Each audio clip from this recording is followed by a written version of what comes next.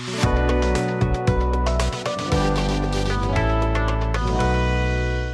सब लोगों के लिए कॉन्फिडेंस की एक अलग परिभाषा है। हम सब लोग अपनी तरफ से सोचते हैं कि हम कॉन्फिडेंट हैं, और कुछ सिचुएशंस ऐसी होती हैं जहाँ पे हम खुद से ही फील करते हैं कि हम कॉन्फिडेंट नहीं हैं। हम कॉन्फिडेंस को किस तरीके से बूस्ट अप कर सकते हैं, इसके हमारे पास बहुत सारे तरीके हैं, और आज मैं आपको बताने जा रही हूँ कुछ ऐसे 5 टिप्स जिसको यूज़ करके आप अपने कॉन्फिडेंस को बूस्ट कर सकते हैं।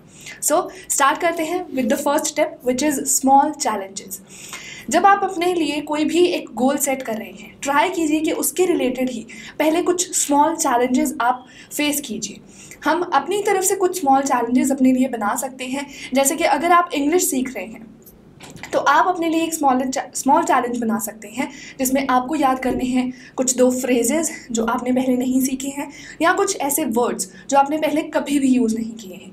These can be small challenges for you. 2 या 3 वर्ड्स करके, 2 फ्रेजेस करके आप उन चैलेंजेस को फेस कीजिए, उनको लर्न कीजिए, और जब आप स्मॉल चैलेंजेस को कंप्लीट कर लेंगे, जब उसमें आप सक्सेसफुल हो जाएंगे, तो आपका जो कॉन्फिडेंस है वो थोड़ा सा बूस्ट अप हो सकता है। This could be the first tip जिससे आप अपने कॉन्फिडेंस को बूस्ट कर सकते हैं। Then the second tip could be push your comfort zone. जब हम अपने कंफर्ट जोन में होते हैं, हम सारी चीज़ें अपने अकॉर्डिंगली करते हैं। हमें कोई टेंशन नहीं होती कि कोई अगर हम किसी के सामने बोल रहे हैं तो कोई हमें जज करेगा, because we are in our comfort zone. हम किसी के सामने बात भी कर रहे हैं तो वो पर्सन हमें जानता है।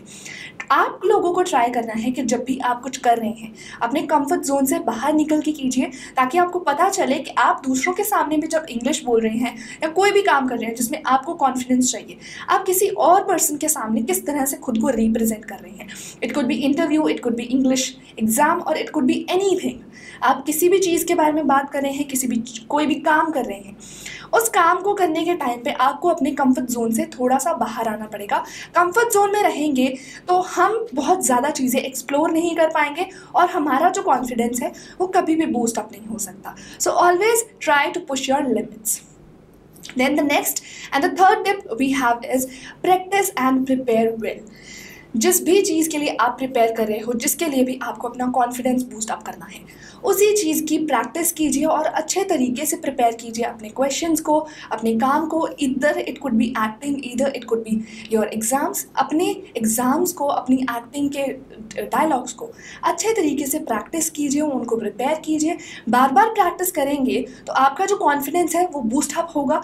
आप जब वो कॉन्फिडेंस के साथ किसी और को डायलॉग सुना रहे हैं, अपने क्वेश्चन के आंसर सुना रहे हैं, तो उस पर्सन से जब आपको सराहना मिलेगी, वो पर्सन जब आपकी प्रेज़ करेगा, उस टाइम पे आपका जो कॉन्फिडेंस है वो बूस्ट अप होगा, और आपको सेल्फ सेटिस्फैक्शन भी होगा कि आपके जो क्वेश्चन के आंसर्स हैं वो प्रॉपर हैं और आपको अच्छे तरीके से याद है, because you have completely practised for it, और आपने उनको अच्छे तरीके से प्रिपेयर किया है।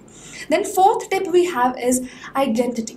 Now what is identity? Identity ये नहीं है कि आपको खुद को जानना है। आइडेंटिटी ये है कि जो भी चीज़ों में आप माहिर हैं, जो चीज़ें आप अच्छे तरीके से करते हैं, आप उनको एक्सेप्ट कीजिए।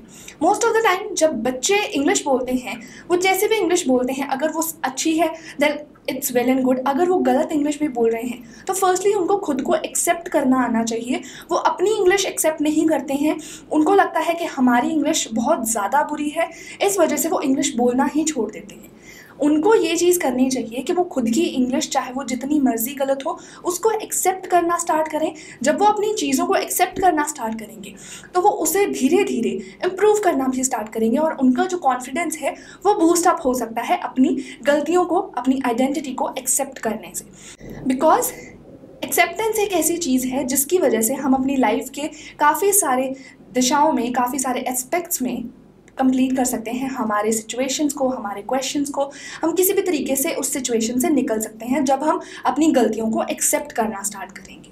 Then the last point today I have is don't compare. सबसे बड़ी गलती लोग ये करते हैं कि जब वो कुछ भी करने जा रहे हैं, चाहे वो इंग्लिश हो, चाहे वो कोई भी काम हो, वो खुद को कंपेयर करते हैं with the persons who are superior than them. कभी भी खुद को किसी और से कंपेयर मत कीजिए, बिकॉज कंपैरिजन जहाँ पे आ जाता है वहाँ पे कॉन्फिडेंस बिल्कुल ही ख़त्म हो जाता है, क्योंकि उस टाइम पे हम सोचने लग जाते हैं कि जो पर्सन मेरे सामने बैठा है उसे प्रॉपर इंग्लिश आती है, मैं उससे कमतर हूँ, मुझे इंग्लिश नहीं आती है, और उस टाइम पे जो कॉन्फिडेंस है वो कम हो जाता है और हम कंपैरिजन में ज़्यादा घुस जाते हैं रादर देन बीइंग कॉन्फिडेंट। तो कभी भी जब भी आप किसी इंटरव्यू के लिए जा रहे हैं या कोई भी काम कर रहे हैं, खुद को कंपेयर मत कीजिए किसी भी चीज़ से, तभी आपका जो कॉन्फिडेंस है वो बूस्ट अप हो सकता है।